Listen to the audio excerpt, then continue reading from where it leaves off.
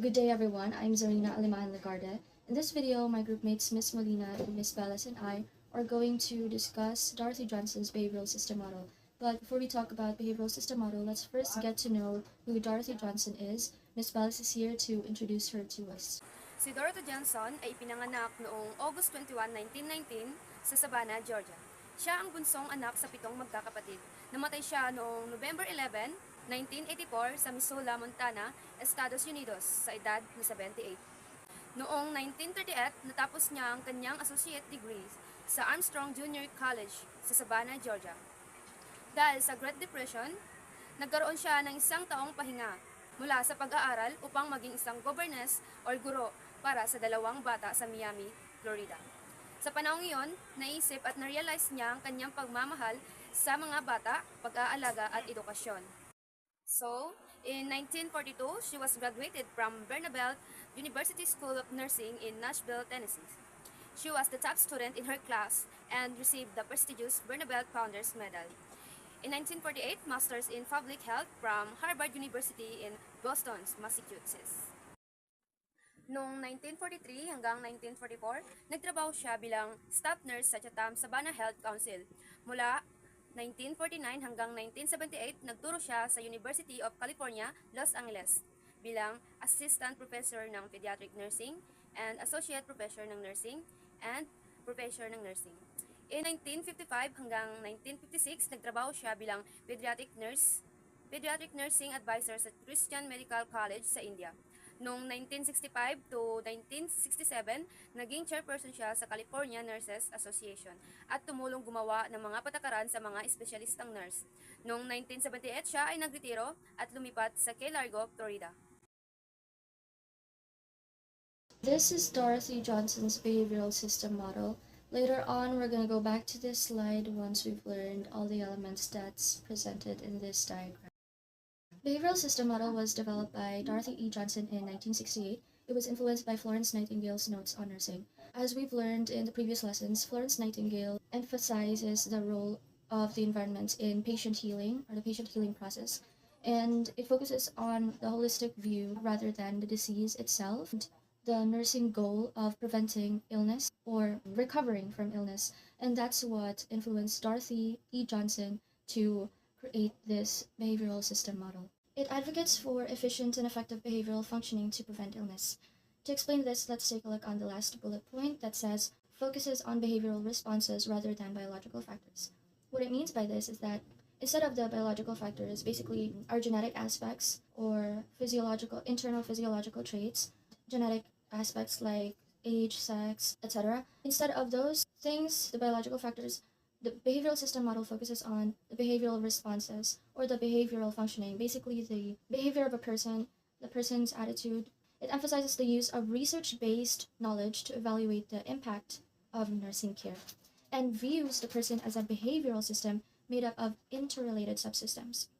We're going to talk more about the client being the behavioral system later on. Just remember that behavioral system model, we're focusing on the behavior of the person here. The person being a behavioral system, a system that is composed of many subsystems. These systems are actually connected to each other. So if, say, one goes wrong, all the other subsystems can be affected as well. The goal of nursing here is to maintain or restore the balance and stability of the behavioral system. If the behavioral system is doing great, he's doing fine, then it's the nurse's goal to maintain that healthy status. If there is something wrong with the behavioral system, then it is the nurse's duty to restore the behavioral system back to its healthy state, making sure that all the subsystems are working together and everything is functioning, everything is well.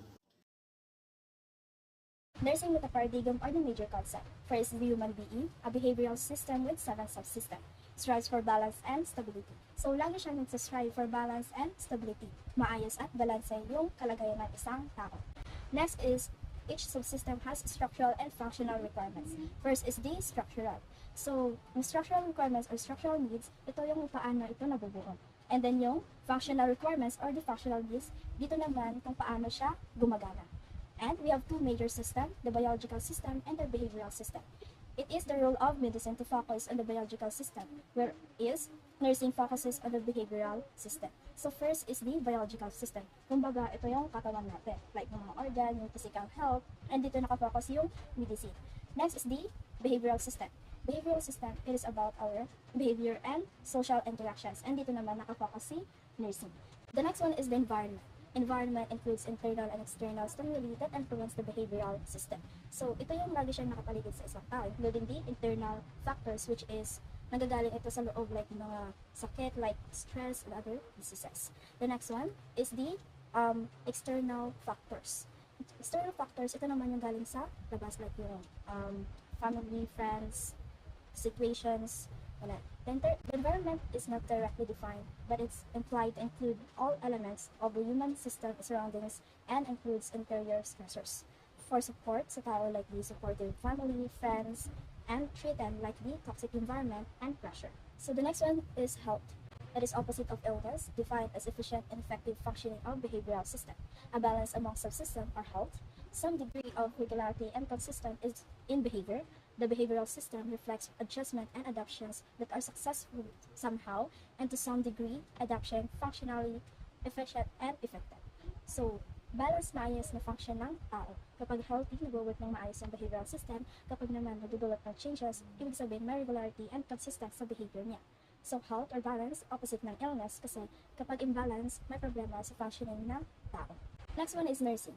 Nursing and external regulatory force helps the client maintain or regain system balance and function. So, nursing is caring and guiding the client to restore the balance and proper functioning. Let's talk about behavioral system, and subsystem. Behavioral system. Man is a system that indicates the state of the system through behaviors.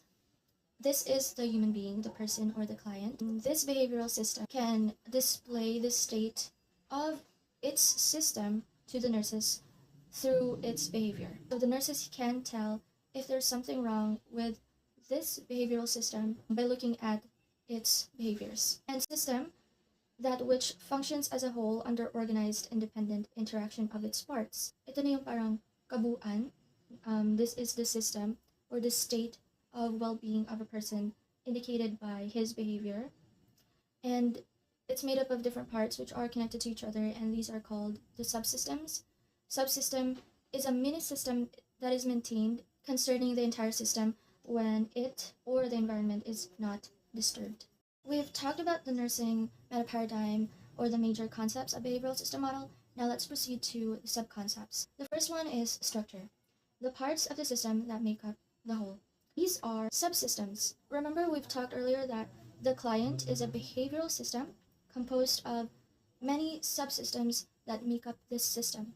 The system is the state of well-being of a person displayed by his behavior, everything that makes up the system, that is the structure. The second subconcept in this model are the variables. Variables are factors that are outside of the person's control, which influence his behavior. The system lacks the power to change because these are outside of the system's control. He can't do anything about it. These can be things from his external environment, which affects how he thinks, how he moves, how he does things, which affects his behavior. These variables are usually negative, which is why there is a disturbance in the behavioral system, and that's when nurses come in to restore the balance in the behavioral system and maintain its stability. The third subconcept in the behavioral system model is the boundary. Boundaries, the point that differentiates the interior of the system from the exterior, basically defining what is inside a person and what is outside of the person. Remember that there are variables which are outside of the person's control. These can be external stressors that can affect the behavioral system's behavior or the person's behavior. The goal of nursing here is to maintain or restore balance in the behavioral system by managing the interactions in these boundaries where external and internal factors meet the behavioral system in order to maintain or restore balance. And balance is homeostasis, which is the fourth subconcept in this behavioral system model. It's the process of maintaining stability. Diba sa internal environment natin or sa katawan natin, when we talk about physiology, anatomy, homeostasis is the balance or the ability of the body to maintain balance sa ating mga organ systems, sa ating katawan. That is homeostasis. And that is the goal of nursing. For example, a person suffering from pneumonia, nagkakaroon ng bacteria sa kanyang lungs and umabot sa kanyang alveoli, causing inflammation and doon na lumalabas yung symptoms like pag-ubo and all. That is disrupting what we call the homeostasis sa ating katawan or yung balance sa ating katawan because bacteria are not supposed to reach the alveoli kasi doon yung gas exchange, di ba? Sa lungs natin. And kapag nagkaroon ng masyadong maraming bacteria doon, nawawala na yung balance sa area na yon. That is disrupting homeostasis. And of course, doon napapasok yung nursing intervention. And when nursing succeeds in maintaining balance or homeostasis, there is going to be stability. Stability, balance, or steady state in maintaining a balance of behavior within an acceptable range. Kapag nagawa na ng nurses yung kanilang role or na-achieve nila yung kanilang goal, then there is going to be stability dito sa behavioral system, dito sa person, sa client. Stressor is a stimulus from the internal or external world that results in stress or instability. Basically, anything that causes a person stress and nagkakos ng problem sa person, nagkakaroon ng changes in behavior because of these things. Yun ay stressor. And it's part of those variables that I've talked about earlier, things that are outside of the person's control, which may influence his behavior. And yung mga bagay na to, these causes tension, which is the system's adjustment to demands, change, or growth, or to actual disruptions. Tension, it's like when the person is facing challenges or there is a lot of stress sa kanyang buhay. Then nagkakaroon ng tension because the person or the human being is trying to adjust to these changes caused by these problems, right? Instability is a state in which the system output of energy depletes the energy needed to maintain stability.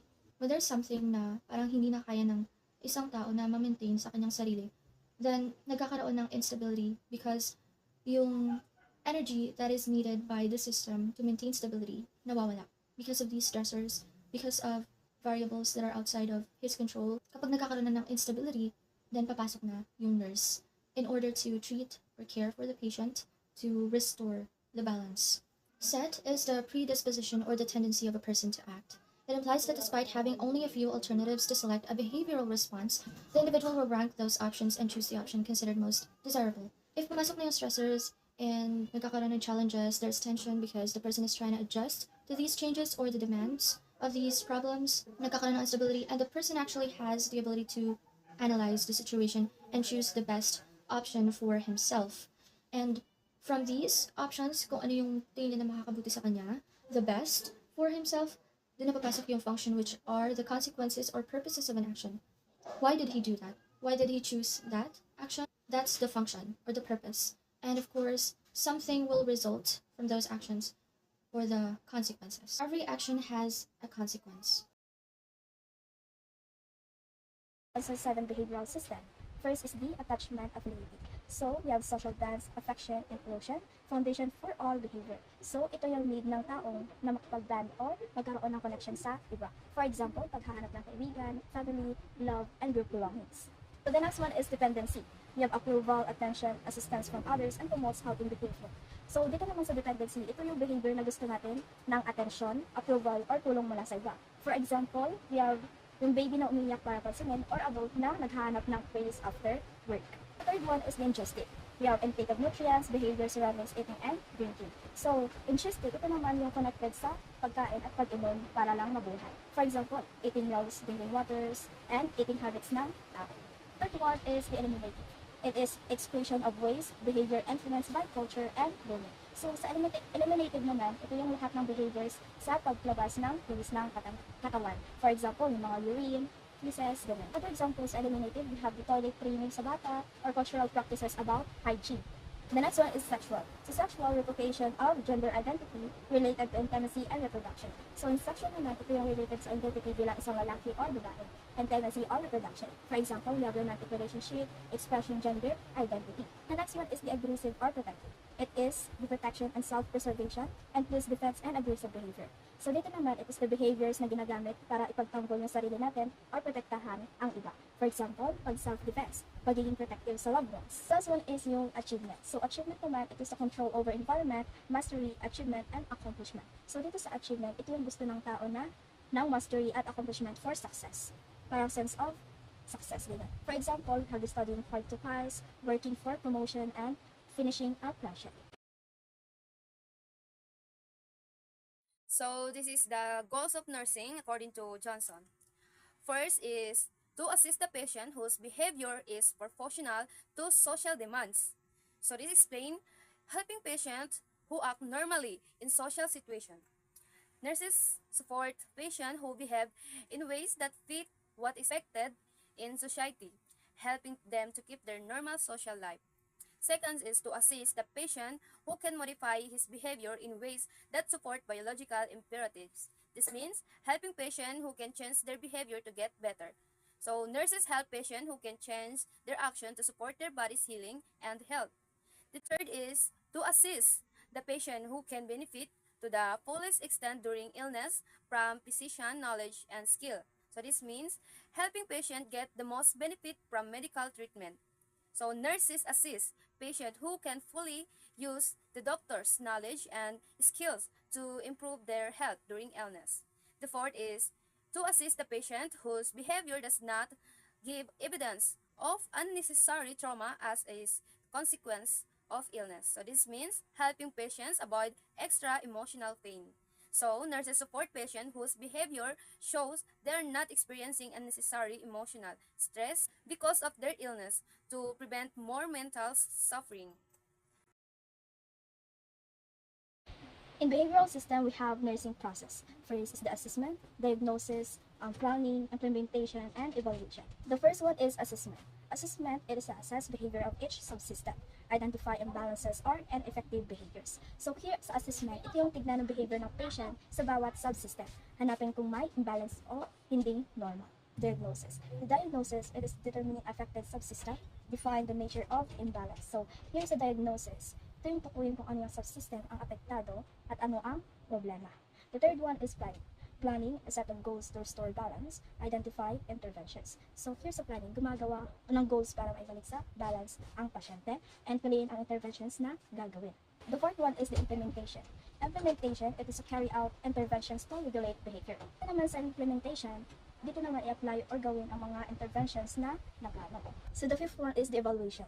Evaluation, it is a research behavioral system, adjust care plan as needed. So here's evaluation. Ito yung i-check ulit yung kung paano nag-improve ang pasyente, kung hindi pa, baguhin at i-adjust ang care. Application in practice. We have focuses on behavioral responses in various health settings. So we have focus on behavior, tinitignan ang situation o kilos ng pasyente sa iba't ibang health situations. Next one is guides mental health, pediatrics, chronic illness care. So guides different fields, magagamit sa mental health, pediatrics, at chronic illness care. One is promotes holistic patient-centered care.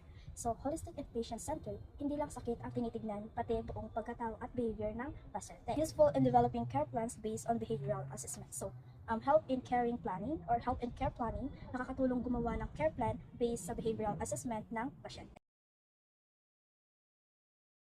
Strengths. So the first guides nursing practice, education, and research. So this means it's helped nurses know how to do their job, learn and find new information. Help differentiate nursing from other health professions. So it shows what makes nursing special compared to other health jobs. Third, applicable inpatient, outpatient, common community, and administrative settings. So nurses can use in hospitals, clinic, community places, and office. Used globally in nursing education. This indicates the framework is widely accepted and taught internationally, showing its broad applicability. Next, offers a clear framework for understanding specific clients' behavior. This suggests it helps nurses systematically interpret patient action, which is crucial for personalized care. Next, adaptable across lifespans and cultures. The framework is flexible enough to be relevant for patients of all ages and diverse cultural backgrounds. Next, has ongoing relevance in achieving nursing goals. It remains over time in helping nurses meet their professional objectives. So those are the weaknesses. First, can be conflicts due to many possible interrelationship among subsystems and environment. So it's hard to understand due to many connected parts. Next, more empirical evidence is needed to validate these relationships. So needs more proof to show its work well. Primarily confused in individual clients limited application to families, groups, and communities. So this focuses mainly in individual patients. Lacks clear definition from lacks clear definition for how subsystems interact. So doesn't clearly explain how parts work together. The complexity can make a model hard to follow or apply holistically. So tricky for nurses to use completely. Let's talk about assumptions. First, behavior is systematic, purposeful, and organized. When we say that behavior is systematic, it means that there is a collective action and reaction within an interconnected whole.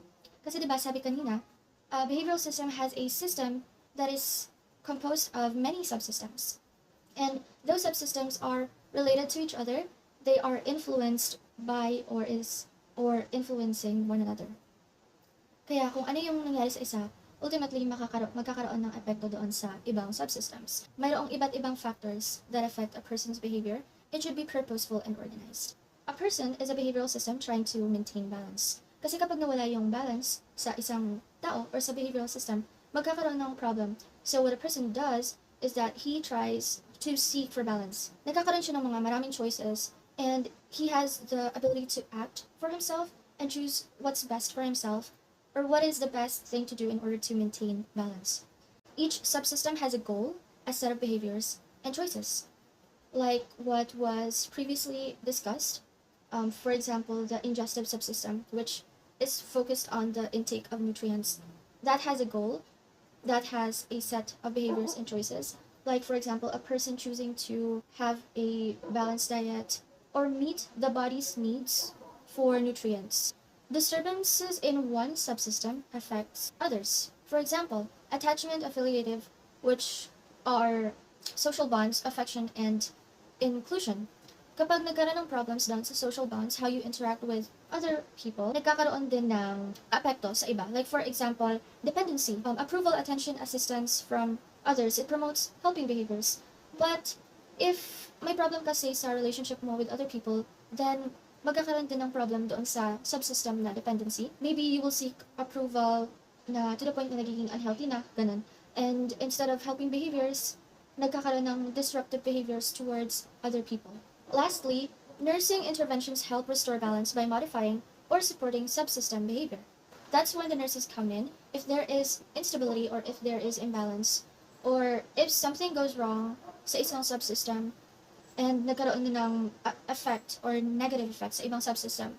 Nurses come in to restore balance. So usually the nurse will assess the client and then diagnose, ganun, the nursing process, magkakaroon din ng intervention. The nurse will help the client para ma-meet ulit ng client yung kanyang mga needs sa kanyang katawan, sa kanyang behavior. As you can see in this diagram, it shows Dorothy Johnson's behavioral system model. There is behavioral disorder, something is wrong with the behavior of a patient. It will lead to stress, which will affect the subsystems: aggressive, dependency, attachment, affiliation, achievement, sexual, ingestive, and eliminative. And as you can see, there are lines that connect these subsystems to each other. That's because they are an interconnected whole. They make up the behavioral system or the patient. And if there is a problem with one of those subsystems, it will eventually affect the others as well. There should be effective functioning and adaptation because the behavioral system is a person seeking for balance. Kaya nagkakaroon ng adaptation to changes. But if that becomes ineffective, then doon na papasok yung nursing na they will help the patient restore the balance and magkakaroon ng feedback, assessment, babalik sa forces and stress and see if meron bang nabago sa subsystems after maka-encounter ng stressors or variables na naka-affect sa behavior ng isang tao. If meron ng effective functioning and adaptation, then the behavioral system is considered healthy. But if ineffective again, then babalik ulit yung nursing to intervene and it's ulit-ulit lang.